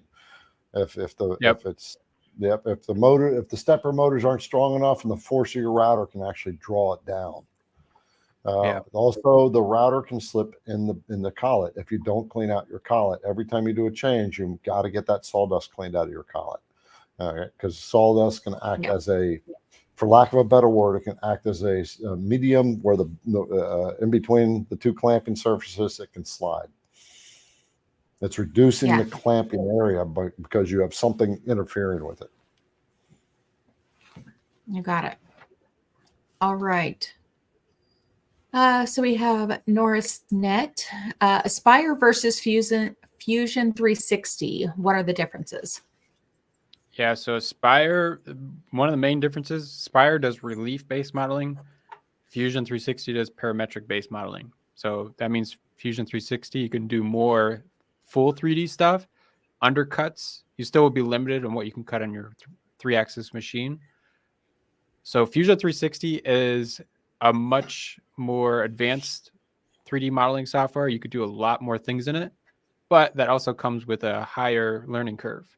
So in my opinion, Aspire is much easier to learn, and you can do just about everything you would need to do in Aspire.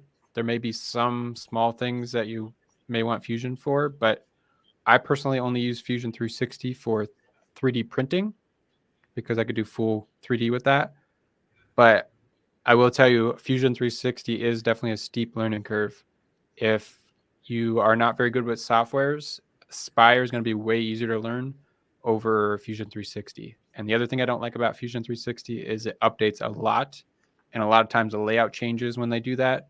And almost every time you open it, you have to relearn where everything's at. So for me personally, I would choose Aspire if you're just making CNC projects.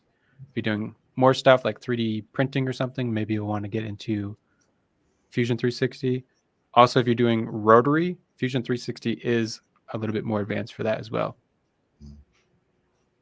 Yeah. Good to know. Good to know. Hey, I forgot to say before we were talking about the two. Yeah, sorry. I forgot to say before we were talking about the tool changers, right? For that, I am getting ready to release a quick change device for the Makita routers. Okay. Nice. Right. So those on the CNC Insiders list, as they already know, whenever I release a new product, they get a discount on that release. Right. So CNC Insiders is an email list that IDC Woodcraft, the other way, right there, IDC Woodcraft email list. Right. And every time I release a new product, like the Badger is one that's coming out shortly, they get 15% off of every new bit that comes out for a limited time, of course, because I'm paying them basically to take them. So, but so I will be releasing another product here shortly that the CNC Insiders will get a discount on. If you want to get on the list and know what these things are, get these discounts, and be the first to know when they're coming out, then that's listed down in the description as well, underneath Kyle's course links. Yep. All right. So I'll make a quick mention. Well, you mentioned a couple things. If there are any ladies on here that do not know about Women Who CNC, we have a Facebook group, and you are welcome to come and join it. It is for ladies only. But it's a great community of women who CNC and want to learn more about it. So we also have a website, womenwhocnc.com, and we have the Inner Circle, which is our email and news list. So if you're interested in getting, discount codes and things like that, and keeping up with kind of like what Garrett's doing for his CNC Insiders, we have the same thing for women. It's just called the Inner Circle. So I'll have to go check that out within the group and get signed up. But all right, let's see. Back to the questions here. Another program question. Harley is asking, I have an X-Carve Pro. Do I need to go through easel to use a toolpath from Vectric? Yeah, we kind of answered that earlier, but you can use easel. However, I would recommend getting a different program, like a G-code sender. Easel is fine, but you need an internet connection, and they do update that a lot too. Sometimes there's connection issues. So if you get a program like there's one called Pick Sender, UGS, Universal G-code Sender.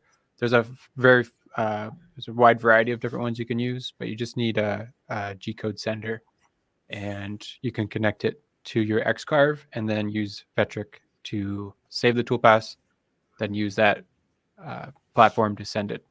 I used X-Carve machines for quite a few years, and I used the program called Pick Sender. That one worked just fine for me. Okay, very cool.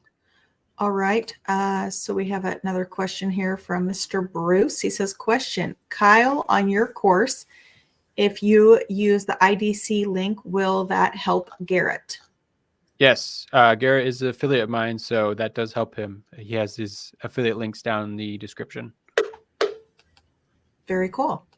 All right, let's see here. And we've got a question from, Thank you. Question from Bob. Do you have any cool things like Garrett does with his mug with purchase of your course? Swag. I do have swag on my website. Sometimes I do offer specials like that, but right now I have the Black Friday discount going on, so that's the special going on right now. But if you want to head over to my website, learnyourcnc.com/merch, you can see shirts like these. They have fun CNC sayings on them. There's all kind of fun shirts and designs on there, and then I have mugs and stickers and stuff like that as well. I even have an ugly Christmas sweater if you want to get one for the holidays. It's CNC themed. Love it. We'll have to get Garrett one of those. Yeah, absolutely. Yeah, Yes. we were talking here about some swag to get either a beast or maybe a hog squishy, right? So when you're like a stress ball. Yeah. Yeah, Oh my gosh, that'd be so cute. put in the comments. Put in the comments. Should we get a beast squishy? You need one of those when you're watching your machine and you're afraid it's going to crash into something. You got to get that stress ball. Yeah. That will determine if Julianne is going to be spending more of my money. Julianne, she's going, Julianne is in the background here. She's monitoring everything and kicking people out if they get nasty. But she's my administrative coordinator. She's keeping us in line while we're doing this thing. Yeah. So just so you know, when I say Julianne, I'm talking about. Yes, got it. All right. So let's see. We have a question from Keith. VCarve Pro long mill. I set my XYZ, then router goes to start position. When I hit start, the router leaves home and goes to start to carve, but it never comes back down to the surface. Why? Yeah, that's going to be in your material setup in Vectric. If you're using Vectric, okay, yeah, you are VCarve Pro. So if you go to the toolpath side, at the very top, there's going to be a button that says set. when you click on that, on the bottom of that page, there is a setting there where your Z-axis will start and stop from. So you can set that wherever you want it to be. But generally, you don't want it to go back down to the surface, especially if you have a tool in there. You might crash into something. So generally, it's nice to leave a little safety distance. But you can even edit. If you want to get a little bit more advanced, you can even edit your post-processor or your G-code. If you're just changing it for one file, you can change the G-code setting where the Z stops. Or if you want to change it for all your files, you can edit your post-processor. But that's a little bit more advanced. I wouldn't recommend that if you are not sure what you're doing there. Yeah. All right. So we have Mr. Jim. Kyle, are you going to add light burn lessons soon? How about advanced rotary? Yes, I do have a light burn course that's in the works. I actually have another creator that's doing that course. So he already has a bunch of lessons in there already. We're working on getting a full library together before we launch it. But so that'll be on light burn, how to use them for lasers. And advanced rotary, I already have some lessons uploaded, and I'm working on some more advanced ones as well. I just got a new rotor machine recently, so I've been playing with that and having some cool projects that I'll be doing with that. That'll be fun. Yeah. All right. Yeah, so we need a good light burn course out there. Yeah, I agree. Yeah.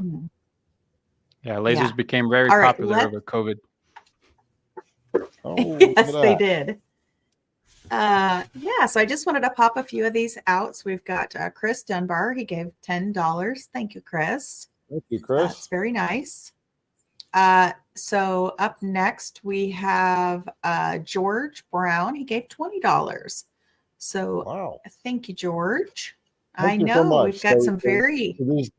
These are folks who are supporting us for what we're doing. On the YouTube channel down below, just below the video, there's a little money symbol, and that's where you can contribute to help, with us taking some time out of our busy businesses to help you. So yeah, thank you. And then we also have Raul. He gave $10. Thank you, friend. He has been a long time follower of the channel.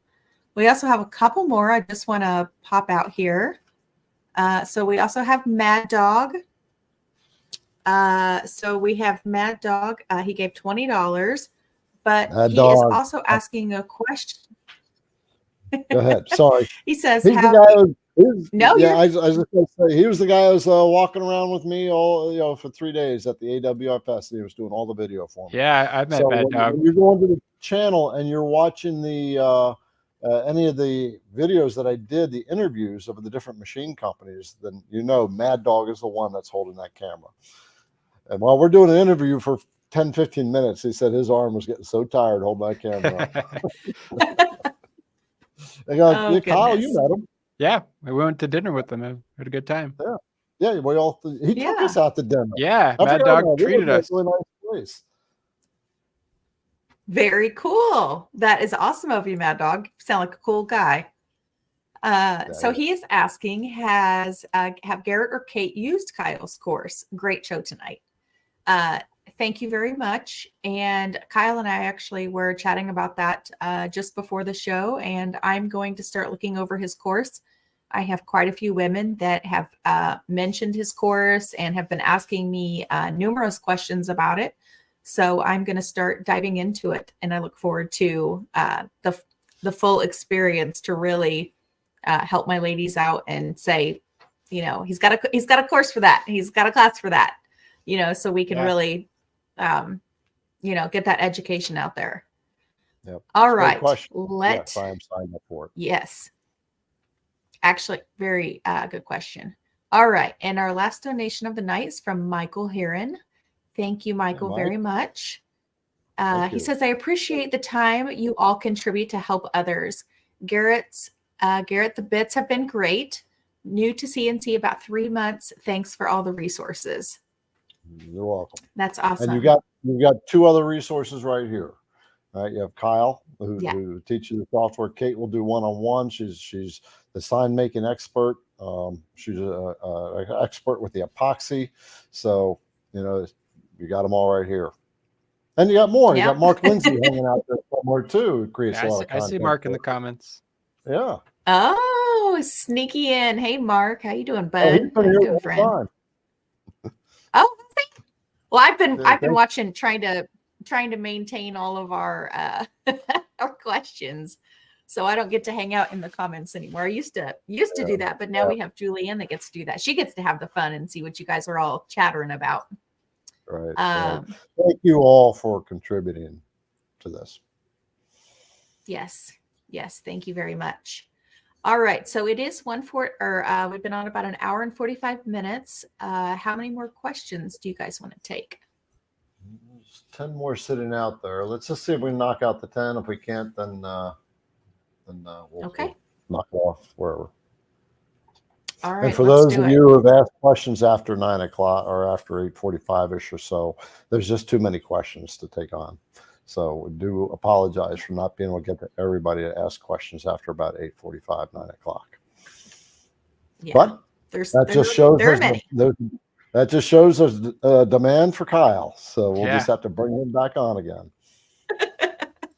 There it is. All right. Let's answer some questions. So we've got KJ. Question: what's your thoughts on the Shapeoko 5 4x4 CNC?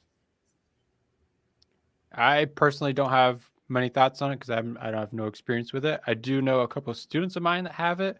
They seem to like it. Other than that, I don't have too much personal experience with it.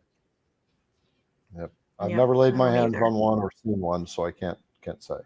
Yeah. I do know users that have them and they work with them. I've heard it's better than their older versions. I think they're all ball screw driven now. I think. Don't quote me on that, but of course the ball screws are better than a belt driven machine. So if you can, stay away from belts. Okay. They're not the best. Yeah. All right. We've got up next is Nest Stewart. Under the preview toolpath tab on my list of toolpaths disappeared. Any idea what I could have done and how to fix that? Okay, your toolpaths disappeared. Okay, that could be a couple reasons. Maybe if you have multiple sheets on that project, you may just be on the wrong sheet. So right above the toolpath list, there's a drop-down box for sheets. You can switch the sheet if you have multiple sheets. If that's not the case, then maybe you deleted the toolpaths. And if you just deleted them, you can click the undo button. And yeah, there's Garrett showing that sheet option there. I don't think you can drop it down because he has only one sheet, but you can drop that box down and see more sheets. And then only the toolpaths that are on that sheet will show. And if you're on a sheet without toolpaths, it's going to be blank. So that could be the reason. Hopefully that's the reason if you deleted them, and then hopefully you can click undo to get them back. If you deleted them and then close the program out, you may have lost them. You may have to recreate them. But that would be my guess there. I have seen cases where the toolpaths were generated, but they didn't show up. And that would be a glitch in the software. You would have to take that back to Vectric. Yeah, if it's some kind of glitch, then contact Vectric. Yeah, I noticed a glitch today when I was on a session with a student. When you use the recalculate tab, so like let's say you go in and you do a pocket, so you have your 1/4 inch, and then you do your 1/8 inch, and then you go down and you rename them. You have your 1/4 inch clear, and then that second one, you could rename it the 1/8 inch, whatever. But if you use the recalculate button, well, you know where the recalculate button is in Vectric. If you hit that, it changes those names back to their default. Yep. That's, I'm like, I don't think that's why does that do that? Yeah, it's not a glitch. It's just they don't have the ability to save all those names when you recalculate it. Basically, it like resets the toolpath. So it just resets it back all the default name, unfortunately. Okay. Good to know. Good to know. All right. Let's see here. Todd, I have a file that was designed with 10mm stock. The project uses slip joints to assemble. My question is how to make the joints larger than 10mm to fit the stock I'm using. I'm using VCarve Pro. Yeah, I actually have a video that might help you. It's on my YouTube channel. So if you go over to my YouTube, Learn Your CNC on YouTube, there's a video. Just look for slot width on my channel. And I show you how to change the slot width of any type of slot to fit your material. That'll probably be your best bet there. I showed 5 different methods to do it. Yeah, Julian, if you can find that, link that in the comments. Okay. We'll do a couple more questions here. All right. So we have Keith, V-carve long mill after setting XYZ and router goes. Okay. Nope. Sorry.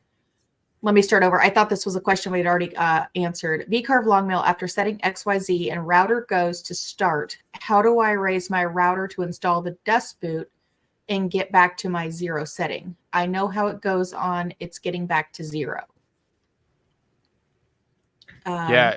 So So basically he's trying to raise it up so he could pull the dust boot out when he's done with this toolpath. It sounds like you could set like a button in your controller. I don't know how the long mills work. I'm not familiar with them, but usually you could set a button in there to bring it up to a certain height. You can program that number in, or in Vectric in your material setup that we talked about earlier.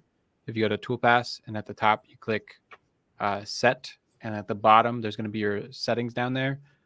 Down the very last setting is going to be your Z safety height. If you raise that higher, that will take that to the position when the toolpath is done. So it would raise it up so you can pull your dust boot out. But that only works. You have to be careful you don't set it too high and you max out your limit of your Z axis. That's on the set. Yeah. That's on the set button, correct? Yep.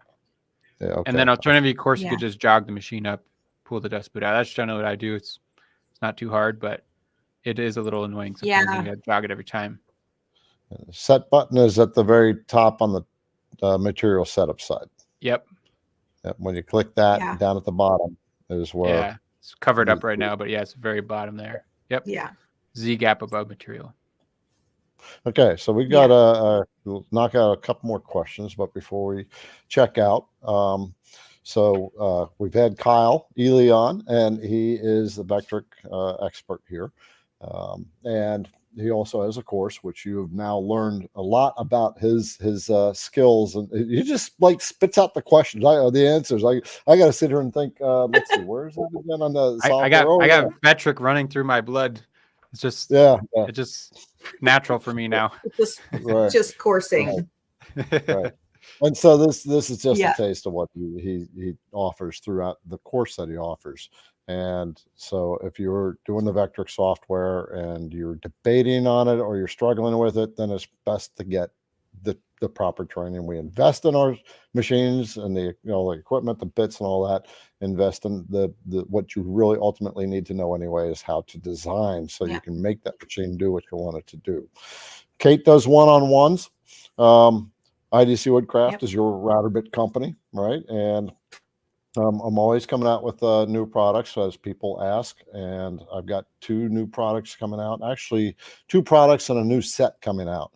And so for those who are on CNC Insiders, they know they get a discount when things like that come out. So everything that we have talked about here is linked down below in the description of this video.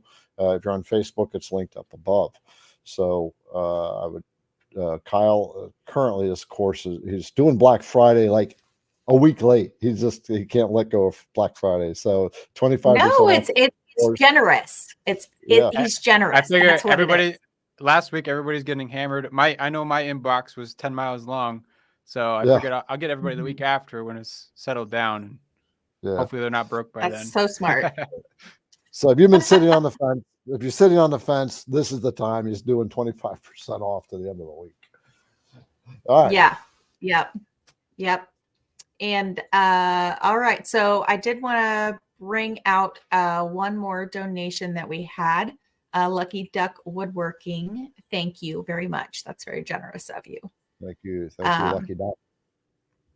Yeah, so we had one question I noticed down here from Eldon. He actually signed up for your course and has a question for you. He says, I signed up for Kyle's course, but can't seem to access it. All I get is if I want to try live sessions for $1 for 30 days. What do I do now? Okay, yeah, that was the deal I was telling you about earlier. If you want to sign up for that membership, you can do it there for just $1. If you don't want to do that, there's a button right underneath that to skip that page. And once you click the skip, it'll take you right into the course. And then you'll also get an email with your login information to take you right to the course. And it's going to be called your Perfect. library, where you can access all the lessons. Sweet. All right. So let's see. All right. So we did that one. All right. Let's see. So we have Ethan. How do I make holes to say for a tray to hold my bits? When I try to make circles in the diameter of my bits, the toolpath shows blank. That's probably because your bit is larger than the area you're trying to cut, or maybe you're using the wrong toolpath. So, for example, if you're trying to cut a 1/4-inch hole with a 1/4-inch bit, the better toolpath would be to drill. So you can use the drilling toolpath to drill the hole. Or if the hole is slightly bigger than your tool, then you can use either the pocket toolpath or the profile toolpath cutting on the inside of the line. Those are the 3 main ways to make holes with your CNC. But if you're getting a blank toolpath, that just means your tool is too big for the area you're trying to cut. So either increase the hole diameter a little bit bigger, or try a smaller bit. Very good. All right. We've only got a few more here. So Jim B says, can Vectric software support parametric modeling? Unfortunately, no. Vectric is all relief-based modeling. You can import an STL file that was made with parametric modeling, but any undercuts in that model will be filled in. So because you can't cut underneath something with a 3-axis machine. You can do a little bit more with the rotary axis, but it'll still fill in any undercuts. You can, if you have a spire, you can do what's called 3D segmenting, which allows you to slice the model up into pieces, and then you can cut it in all sections and then glue it all together later. But as far as parametric modeling, no, it does not support that. Okay. All right. Our last question. Actually, I think we have one more. When using the array tool, how do you determine your offset when you want a certain space in between each of them? So the array tool gives you 2 options for spacing. One's going to be an offset, which is what you're talking about. The other one is going to be called space. I think it's just called space in between or something like that. That if you want a certain space between objects, use that second option. That will allow you to set the exact spacing you want in between. Offset, it was going to be if you want like center to center to be a certain distance. The other one, the space in between, there's an option for that, for the exact space between objects. So just choose that second option. Gap. Yep, Mark just put it in the chat. That's what it's called, the gap. There you go. Thank you, for the Mark. win. Right? I love Mark. All right. Yeah. So last but not least, we have a very generous donor from Alan Rosenberger, $20. You know what? I got to interrupt. I got to interrupt for a second because Alan go ahead. kind of figured out how to sneak in at the end there by throwing in a donation, right? That to us, it comes up in these bright colors, and all the other comments are just white and black.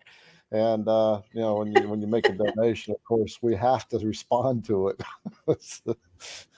So thank you, Alan. No. He's working the system. Nice job, brother. Oh my gosh. He says, thank you for all of your help. Have learned so much in the last few months. Also, thanks so much for the new bowl bit. And even though set plunge to 0.75 by mistake and bit never bent. Say that 3 times fast. They are awesome. Bit never bent. Nice. Bit never bent. That'll be your So new that's- slogan for that tool. Yep, The never The been bit bit. never. Right. That's the full bit from IDC go. Woodcraft. Super cool. Thank Yeah. you, Alan. Brothers and sisters, Yes. it's been a good 2 hours, which it is about now. So, Yes. and Kyle has been very generous to give this time to us to help you, and we will work on getting him back here again. Enjoy having you, Kyle. Yeah, I appreciate you inviting me Yes. back on. Pleasure. Every time you're on board, I'm learning something. Nice. Yes. Everybody learns. Absolutely. I love it. That's what it's all about. Yep. Amen. Amen. I will say my farewells. Kate, say your farewells, and then Kyle, you can say your farewells, and we will check out for the night, and we will be back next Wednesday, 8 p.m. Eastern Standard Time, same CNC time, same CNC channel. All right. Have a good one, guys. I'll see you next week. Yep. Have a great day, everybody. Make sure you get on that Black Friday offer. It ends Friday midnight. So Yeah, Best Black price of the Friday. Yep, get it. It's in the description here. Yep. If you're sitting on the fence, go for it. Just go for it. Yep. Someone said in the comments, just sacrifice that latte and work on your skill. All right, we'll see you all later. See ya. All right.